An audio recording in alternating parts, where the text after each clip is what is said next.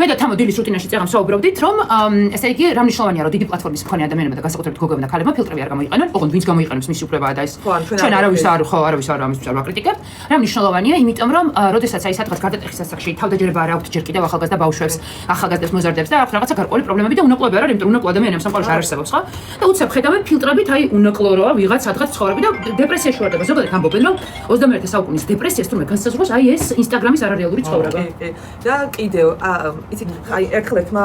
ადამიანმა დამიწერა კომენტარი რომ რაღაცებს რო იკეთებ ალბათ რომ რაღაც ისეთი გაიარებო და სხვათა შორის ძალიან დიდი მნიშვნელობა აქვს როდესაც ბავშვობაში რაღაცაზე გაბულინგებენ გარეგნობაზე წონა იქნება ალოყები იქნება ამ სიმწუხრე იქნება რაღაცა იქნება ხო მე ჩვენ ეს გრჩება და სულ გონია როცა ვიზდებით ჩვენ რომ ვართ აი რაღაცა არ გვაქვს სრულყოფილი და სულ გვინდა რომ ეს გამოვასწორო სრულყოფილებისკენ მიდრეკილება მიჩნდება ძალიან დიდი მნიშვნელობა აქვს აი ბავშვობის იმაზე როგორ